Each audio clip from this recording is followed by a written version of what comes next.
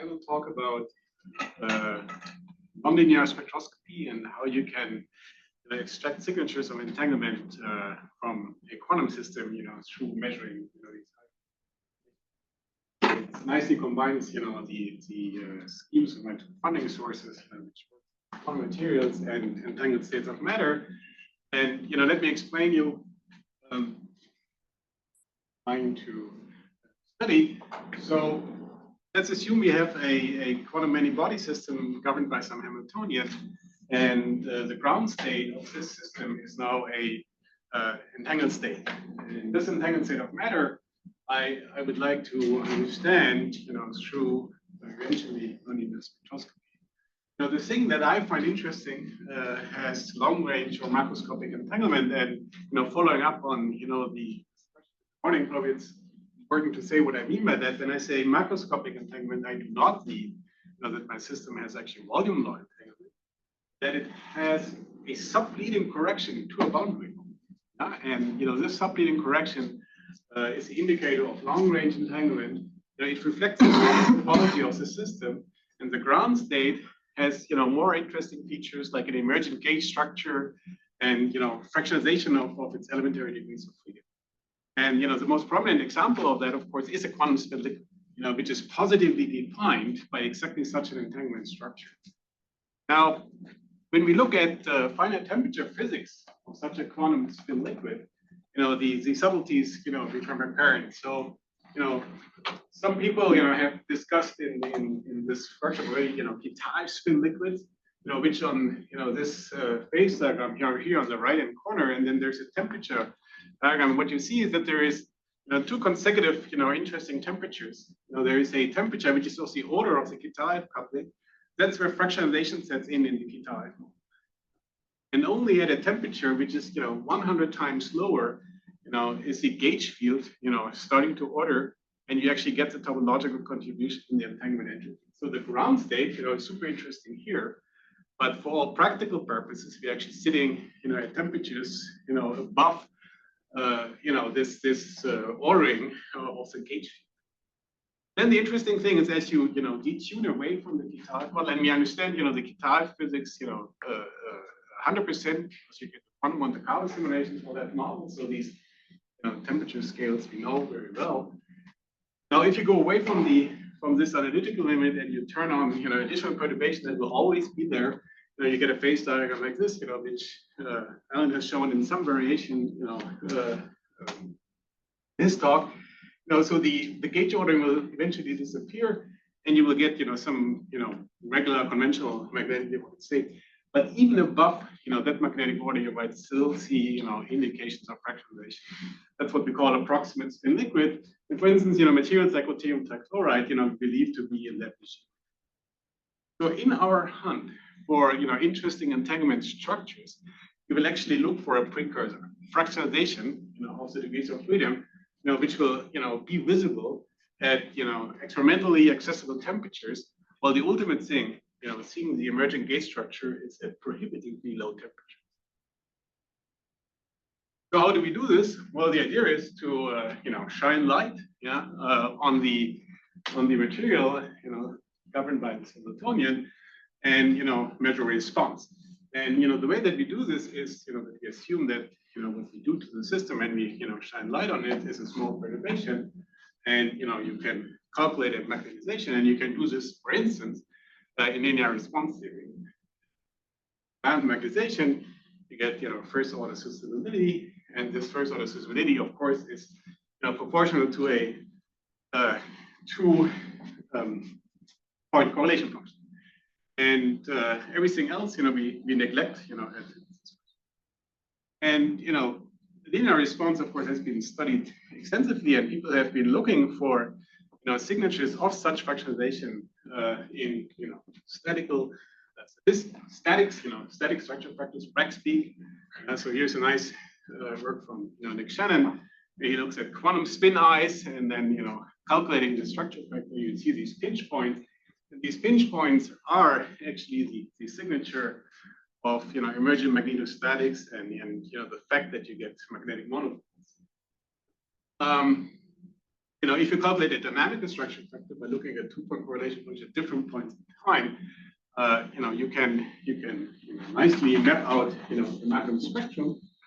Then, there might be features, like in this manuscript, where you start to see a continuum, and that continuum you then, associate with spinons and, fractionalize excitations of the magnon, part. And that is what we would like to study. And then, you have heard in the morning talks that, continua, of course, can come from all sorts of reasons, and you want to understand whether these continua, are not a disordered phenomenon, from impurities, but actually due to fractionalization of particles. That's what we'd like to understand. So for that, we will have to go beyond linear response, but let me introduce in a schematic what linear response is in order to build up on it in slides. So we take a material at time 0, we send in a pulse, and then at a later time t, we look at it. So that gives us the linear susceptibility, the dynamic structure factors by measuring this correlation function, magnetization operators here. Okay, and we have expanded the magnetic field, to first order. So if we do this on a ferromagnet, the susceptibility will widely oscillate in time, and then as we do a Fourier transform, we get a sharp peak. That sharp peak, if you have a ferromagnet, is exactly the energy of the spin. Okay, so that's what you learn from that. But we also know that linear response is limited. It's a very powerful framework, of course, but it sometimes fails. And I will now give you 2 examples where we can see things that we cannot see.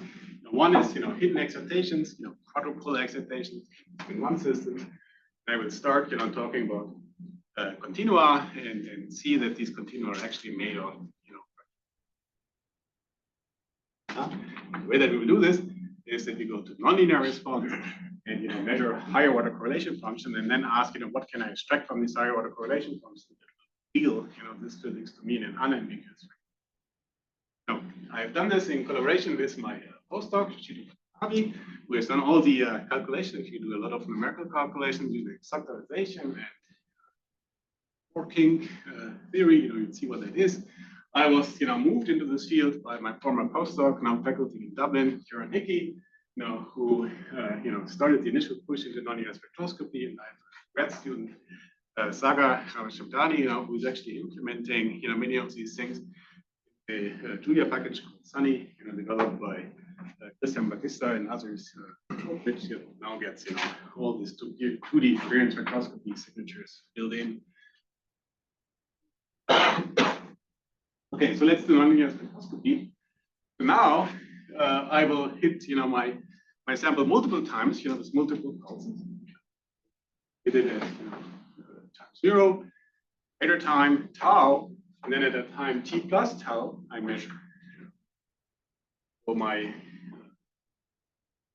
field now that has these multiple pulses, and I can go in and I can calculate the response of the system, and I will start picking up all kinds of susceptibilities. And the one that I'm really interested in are the ones that are these cross terms, that are proportional to 2 fields, being applied at different times. But everything else, is just a higher order version of linear response. And I can then extract the nonlinear contribution of subtracting the linear response. Then I get terms like this, chi2, second order susceptibility, 0 to tau, and then chi3s. And then there's multiple versions of chi3s. It, twice at time 0, once at time tau, around, once here and twice there. And that would give me different types of susceptibilities, and those are the ones we would like now to calculate. I'm giving the theory version of the talk on 2D covariance spectroscopy, introduced in the morning. Good. So, what are these terms, that you actually calculate? So, depending on which susceptibility you're now looking at, you're looking at real or imaginary part. Just one stupid question. Do you neglect all electric field contributions? Yes. So here at this point, yes, and it's a very interesting question to expand, this entire discussion to also include electric field. So it's a magnetic field, and like I'm coupling to the magnetism of the system because I know that that is, what interests me forever. It will be an interesting question. So all of these M's are magnetic operators. They might do a spin flip, at different times and different channels. So X and Y and Z. And, that gives you all kinds of different sensibilities. So actually, the space that you can explore is large. Yeah. And the point here is, that second order sensibility is a three-term operator. The third order sensibility, of course, has four, of these operators in there. So it's a 4-point correlation function that you're measuring compared to the first order piece, that has a 2-point correlation. So these are the higher order correlation functions. Good. Well, so there's first order, second order, third order. Schematically, you hit once, twice, three times. This is your magnetic field. We are particularly interested in the third order response. In this lower plot here, we have these 3 times. And now, in principle, this is a 3-dimensional object, which I can find for 3 different times. And I will now take cuts in this 3-dimensional space, that are particularly interesting by setting one of the times to 0. So either third or second time, corresponding to these situations where I hit my system, twice at the beginning or twice at a later time. But so these processes are the ones that I want to look at. And now there is these 2. Yeah, so I can hit twice at time 0, and at a later time measure again, or I hit twice at times t. Yeah? And these 2 types of third order sensibility I want to calculate. Now I will shift now to times, which is t now. And, these are my good. So this is what people can do, like Peter, and experiment. The first experiment was actually done in 2017 in Keith Nelson's group, who brought this spectroscopy idea, spectroscopy from molecular physics to the one that we are interested in, magnetism, by going to terahertz spectroscopy. Now, terahertz spectroscopy allows us to energy scales relevant for magnetic systems, and that's where we want to be. His group at the time was primarily interested in calculating Magellan excitations and measure it, such nonlinear excitation. And I started to have the first plots of these 2D coherent spectra, with 2 frequency scales, and I will now distill, how you can make sense out of such plots, for systems that have interesting, entanglement structures. The following. Before I do that, we should probably compare, our expectation as to what we get when we compare linear with nonlinear spectroscopy. Linear spectroscopy, if I have a system, that has, a low energy part and a high energy part, I can, calculate, the response, by these types of excitations. I go from the ground state to some intermediate state, from the intermediate state back to the ground state. That allows me to very clearly distinguish a low energy excitation, from a high energy excitation. That is actually, so every matrix element here, if it's finite, will give me a finite signal. And that should be compared to the nonlinear response, where now I have 2 frequency axes. Yeah, and one might, naively be tempted to think, well, if the 2 frequencies, are small, then you're probably, exploring low energy physics. If they're large, you're seeing, large energy physics. But that's actually not true, because, what you actually have is always, energy differences, that give, rise to signals. So actually this energetic structure disappears. So there's no clear separation in 2D spectroscopy of what is a low and what is a high energy excitation. You have to be very careful when you look at these peaks, what they actually do. We will calculate a couple of examples. Well, here we said that any finite matrix element will also give you a signal. Yeah, that is actually not true here. So it's actually a real headache Yeah, that you can have cancellation between matrix elements. So that means you can have both situations. You can have naive swing wave theory, yeah, but you will miss peaks. Or the other way around, by cutting, the way that you calculate, you can increase the number of signals, that you get in the spectroscopy signature. So it's really a very complicated beast. Yeah, you have to be very careful in calculating these matrix elements. Otherwise, yeah. And then, since we are doing an experiment, we only look at positive times. You get a phenomenon called space twisting. You get an artificial broadening because we're sitting, in this upper right quadrant of times, that you're having between the pulses. Okay, so let's go to spin-on excitations, and to do this, let's start very simple with a system that looks like this. So the Hamiltonian is a single spin, and give it up or down, and there's some energy scale associated with that. But in linear response, that means I have peak at exactly twice it, energy scale, because that's exactly where I flip, between states of the systems, and that is like the spin flip that I showed. Non-linear response, I will get two signatures in the positive frequency space. So I have omega t and omega tau, the Fourier transforms, two time scales between the peaks that I had initially. Yeah? And they correspond to matrix elements where I flip the spin, and I flip back and forth, and I go back. So I have four operators, four spin flips that give me a matrix element.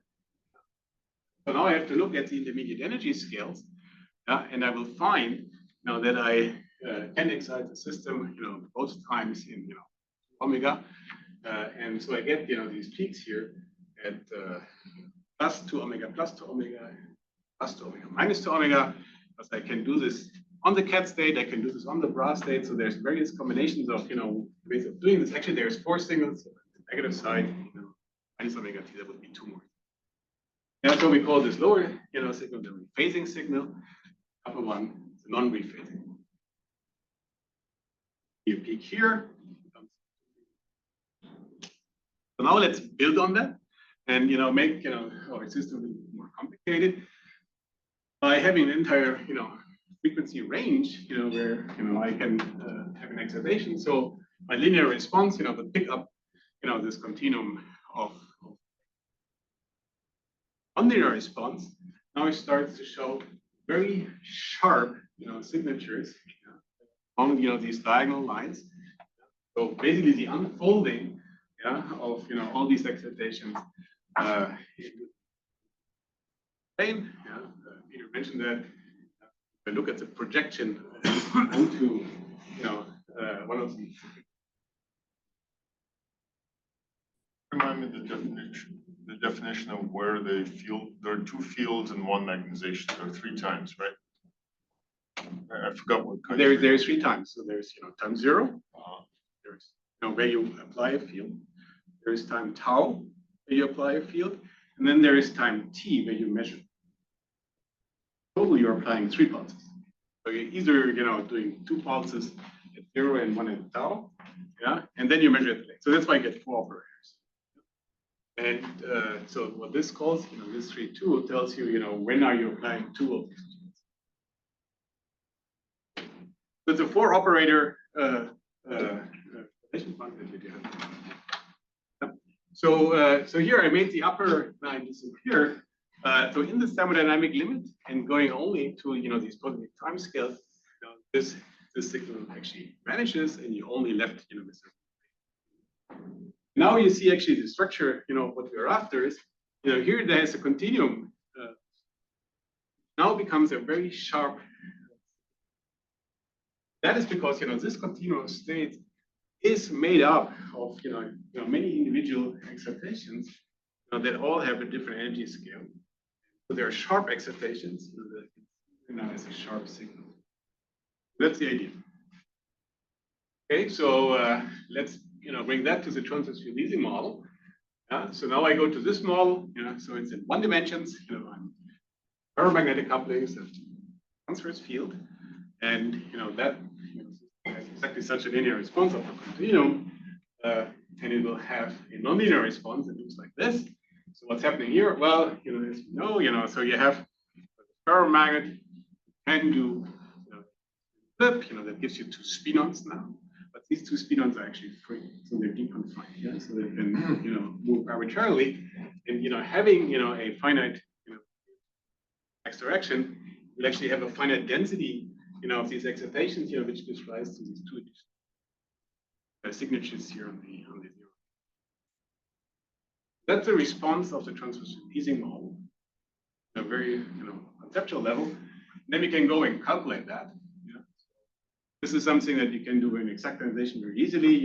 Ferromagnetic ground state, such a state can exactly diagonalize hundreds of sites. Calculate both the linear response and its nonlinear response. And then here's the point. So you get a really nice sharp signal in the nonlinear response. This continuum, which is made of fractal excitations or spinon excitations. And in one direction, and it's very sharp. So what are you expressing here with these lines on the verticals? I didn't get the thing you're standing in front of right now. This one here? Nope, no, Yeah. not that. Underneath the lines on the omega little t right, equals zero axis. So so you see them here as well. Yeah. So what's happening here is that even at zero frequency, because the moment that you have a longitudinal field, This will be a rectified signal, right? So you get a finite density of spinons in your system already. Yeah. So there's a matrix element already. So the ground state has not a zero spinon density, but some finite density depending, strength of sigma x. And that gives rise, to these two initial signatures. Yeah. So it's zero. Once it's field, those are gone. That's what I showed in the previous slide. But this builds up, the moment that you allow to, basically, have a finite density of spinons. Because B couples to X and there is an average X. Exactly. In the ground state. So, you already have an exact. Yeah. So the expectation value of X is not zero in the ground state. Good. So now let's put, That's not a chi. That's a chi2 signal. It's used also in the chi3. Well, I don't think that could be a chi. Maybe we should talk about it. I don't think a chi3 signal can appear in that part of the. It's a chi. I think it's a chi2 signal. Mm-hmm. Maybe because it's a zero temperature calculation, right? So then it has high reversal symmetry breaking in the ground state. Maybe it's allowed then. I think it's going to be a chi2 response.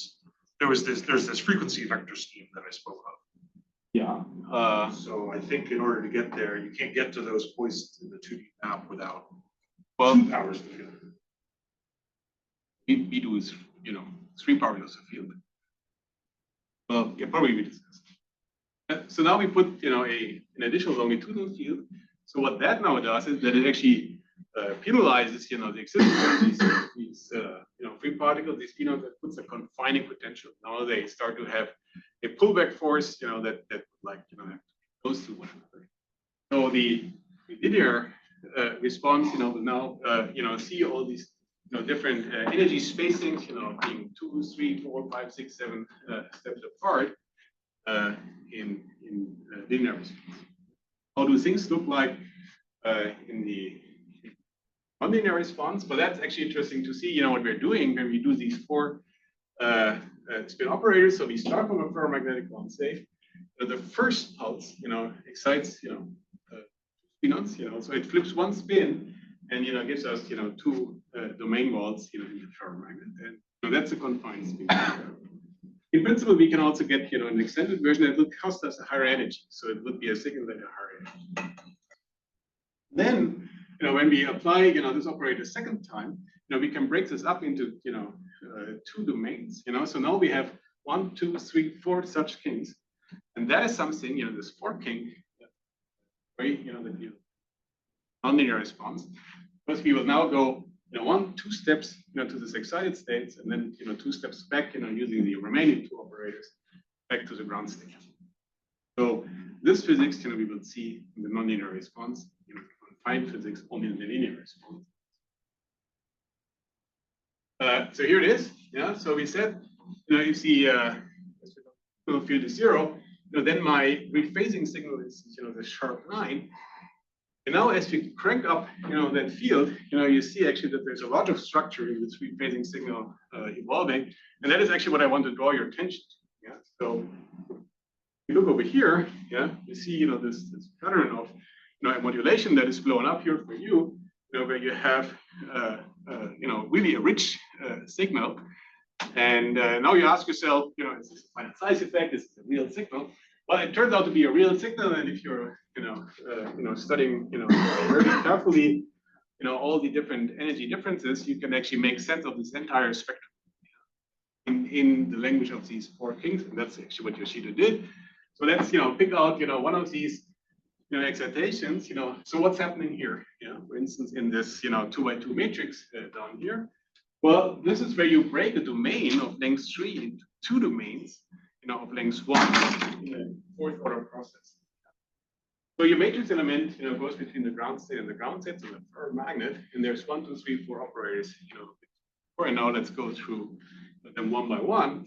So the first one, will flip a magnetic domain. In this case, it creates such a pair of spinons apart by 3 steps. Now that costs you a confining energy, and that energy is actually what sits here up here. That's how we know that this is happening. Then we look on the right hand side, so we see that at time tau, we applied twice, on our ground state on that side. Yeah, so that creates 2 lengths 1 domain walls, so 4 kings. Then the last operator in the game finally connects it to, so we're breaking up this initial loop.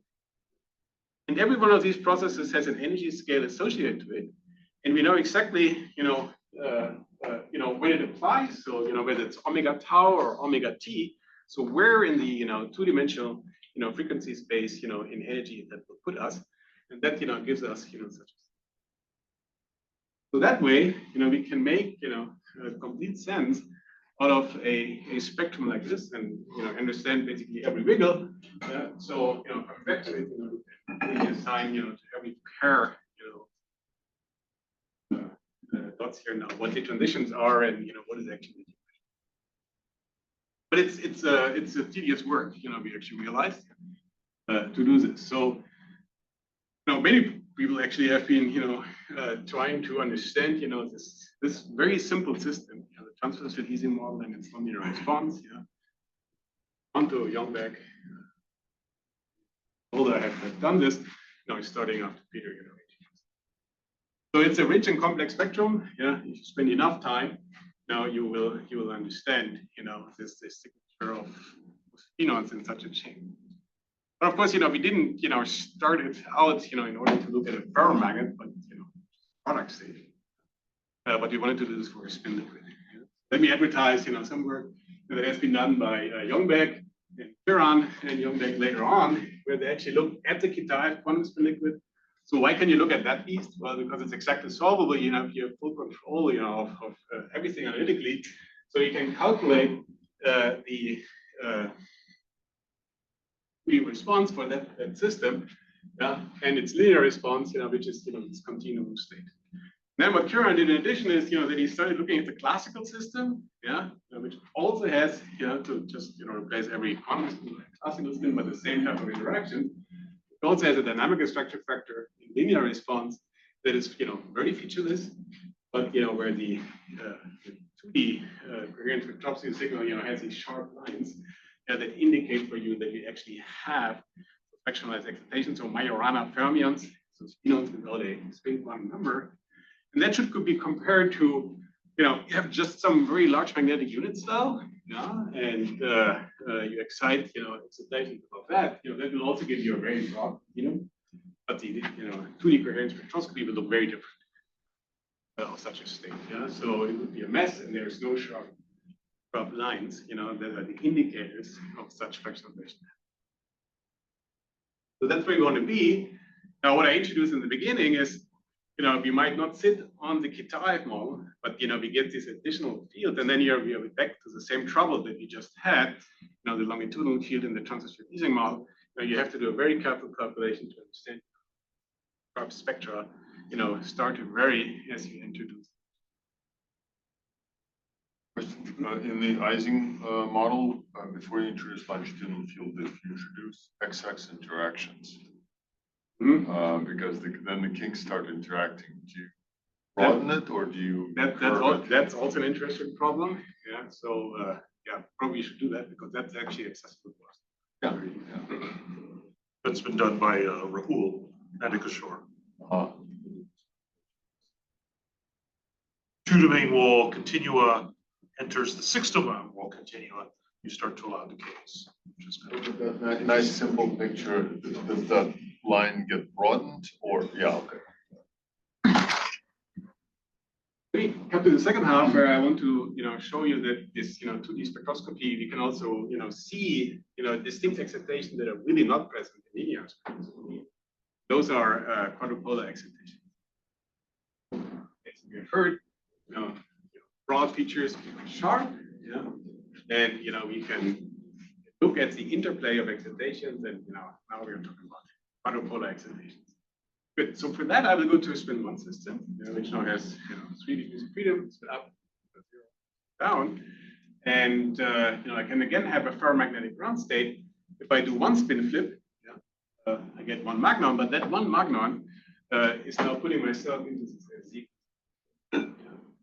Do a second spin flip, magnons, or I do a second spin flip on the same guy.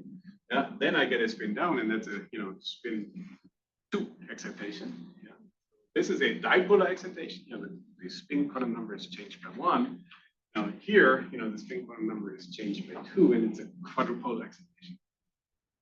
And light typically couples to these dipolar excitations, so that's what we can easily see. But we would like to understand, with the frequency. And the point will be that in 2D coherent spectroscopy, we will be able to do this. In other contexts, people have tried to, with some success, to see such quadrupolar excitations by going to higher order processes in RICS, or by hybridizing, this quadrupolar excitation with a dipolar excitation, and then, look at fine signal, Here we will get a very clean signal for the quadrupolar excitation. Okay, so how does that work? So we look at this third order susceptibility 3-1 again, where we will apply our magnetic field twice at time 0, once at time tau, and then we measure it at time t+. And there's actually 4 different correlation functions higher order dynamic correlation functions in that process. And let's go and calculate these dynamic correlation functions and see why they actually give rise to a signature of this quadrupolar excitation. So in linear response, I have only 2 operators that I sandwich in here, so I can make one excitation. So I can go from the ground state to some intermediate state and back. So that's the dipolar excitation. Here, if I have 4 of such operators, what I can do is I can use the first operator to go to the dipolar excitation, second operator, to bring me to the quadrupolar excitation, and then to step back again. So having this third order susceptibility and 4 operators at play, I can get the quadrupolar state. That should give a finite matrix element and allow me to access that sector. So we look at a spin 1 system. You have a Heisenberg interaction, with a single site anisotropy, and as we crank up this single ion anisotropy, so it's more and more asymmetric. This single ion down state, so this quadrupolar excitation, will peel out of the continuum of 2 magnon excitations. And there's 1 line here. And if I were to do a cut, here, I have 2 types of excitation that I should in principle see, but linear response, I will only pick up, the 1 magnon excitation. The hidden to linear response, there is this additional quadrupolar Good. So why can we see it in 2D coherent spectroscopy?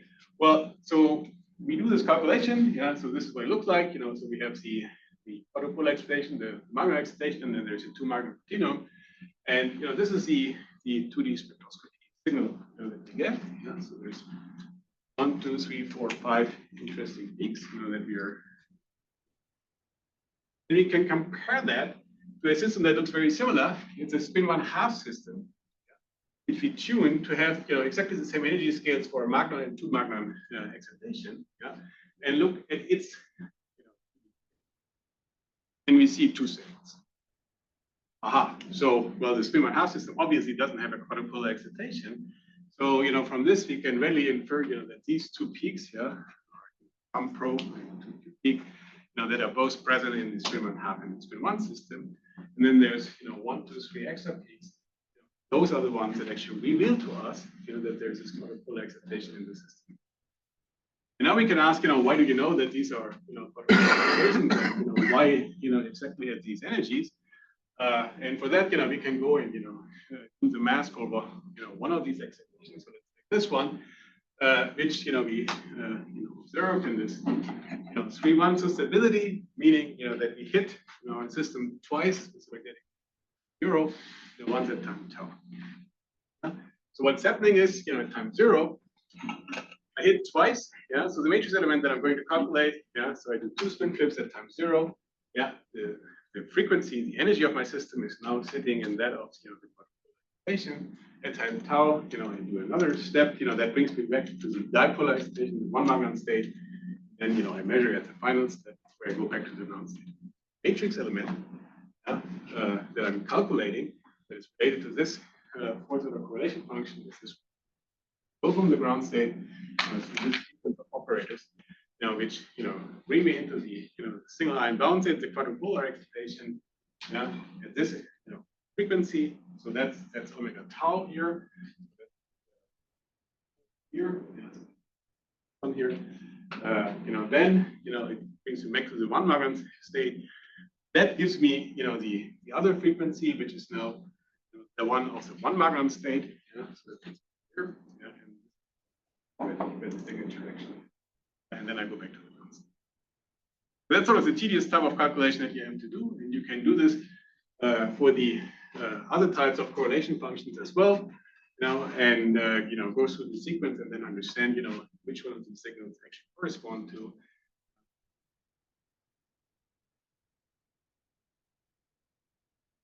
So we understand, by going through, this, careful matrix element calculation is, we understand exactly where the peaks are in the 2D coherent spectroscopy, and we see that, it reveals, these, spin 1 excitations to us, that are simply not there in the 1/2 system or in any dipolar probe, linear response of the system. And with that, I'm coming to the end of what I wanted to say. So we looked at 2 types of systems. One with spin-on fractional excitations. One with these hidden quadrupolar excitations. For both, we were able to go to the nonlinear response signature and find signatures of these excitations and explain exactly their spectrum. So this is somewhat challenging, technically, calculating this matrix element and being very careful. But it comes as a benefit, of seeing. Now that we have sort of educated ourselves on these problems, there's nice follow-up questions for both types of problems. So the spin-ons, you can now look at systems that are actually there in the lab and actual materials and for those. And for the quadrupolar excitation, actually spin 1 systems are super interesting, to study. You can go beyond, simple ferromagnets, which is making all these calculations more complicated. And the spectrum itself, we can go to non-Kramers doublets and look at their excitations. Things and all of these things, we understand.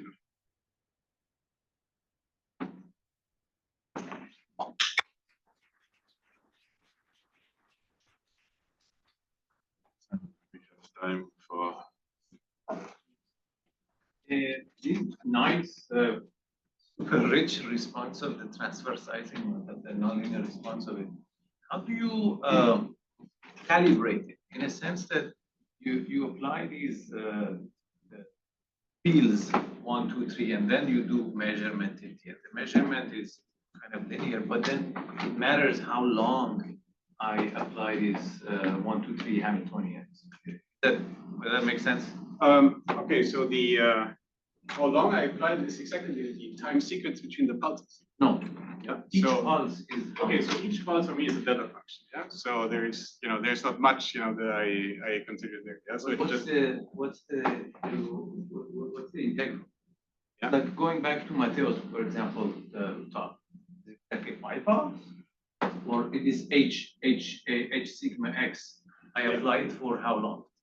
okay. So So I'm assuming it's an instantaneous condition. Yeah. So I'm not thinking about the microscopic of That's the fine, time but it's a sequence. 5 pulse. Yeah. No?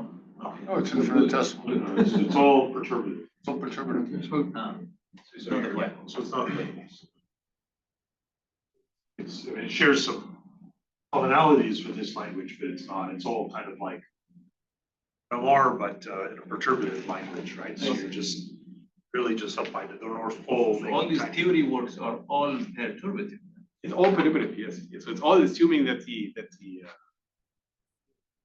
all Create a little bit, they propagate, and I measure. that's the matrix element that we are covering. Thanks.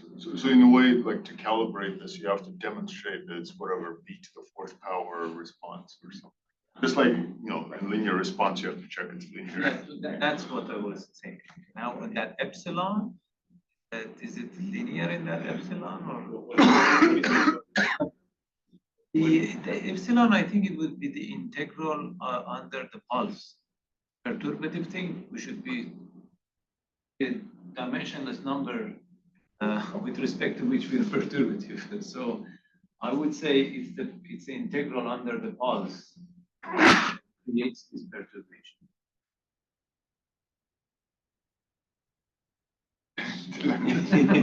Quantum optics and quantum many-body physics meeting Yeah. here. No, it's a spin, like it's h of sigma x, right? You apply a very short pulse. But I claim that it's not h that is important that we are perturbating. H times delta t. Yes. No, I agree to that. Yeah. So all of these spin-on pairs, right, you can map it to a two-level system. It's k minus k pair. Yeah. I think in all cases, they're all just small perturbations on the ground state. Just tiny little admixtures of every k minus k Good, but pair. it matters how long I leave my perturbative h. Because h is compared to j. H can be a small number. I understand that. It matters if I leave h on. He's got a double. It's a delta function. For me, it's a delta function. But it's Right, but that- but I think he's- nothing happens. Sorry, I think the answer is that magnetization is 4th power in the integral of b, right? There are 4 hits. Four hits. Right. Exactly. That's the point. It's 4th power of the integral of b. Of integral of? B. They're delta functions. Okay. Like epsilon, I think you call it epsilon. It's epsilon to the 4th, I see. right? You're doing prediction. You do. So I haven't seen the data on the upper right here, so that's very nice. Hope to do those experiments. But I wondered was that and this is what I was kind of wondering about. I anticipated something like that would happen, but I wondered if there's some kind of numerology and what peaks are coupled to other things. Everything's coupled to everything else. I always kind of thought like. Using the language of Koldea, M1 is coupled to M3, which is coupled to M. Like odds are coupled and evens are coupled because there's some selection rule on parity or something like this. So you can really go through any one of these signatures, and now by seeing the energies and the energy differences, you can nicely calculate what kind of domain you're breaking up. In your experiment you will have them all. Yeah. So 5, 7 long domains, and they will give all these different. But there's no particular like numerology of selection rules for. So it's not what numerology, couples to what. So what we do is a Fourier calculation. So that's how we obtain those numbers. And then we see this. And What you're asking is, when you look at this, you get selection. What you understand. So you should in fact see all of this. It's more like a practical concern. So you assume that all coupling couples to magnetic field, but then there are terms which are B squared. If I look at terms which from the same pulse which are E squared, they can start modulating J. I know. And that should be a much stronger excitation. So how do we disentangle? Yeah, so I agree that is sort of the next thing, for us to understand, so the electric field. I agree, but you have to take one step at a time. So here, we see the potential, and now comes all these extra levels of complication. It's really complicated this way. But, Angel, Okay. last question. Okay, he asked we us. can talk about one aspect. You thought about, instead of having this third order process, to do it in second order Raman process, because you can get quadrupolar excitations in the Raman process, and then you can do it in 2D spectroscopy, because it's only, instead of you look to the emission at lower frequencies. Yeah, so we haven't done that translation yet. So Have it in stocks or anti-stocks. Great. Okay, let's thank Simon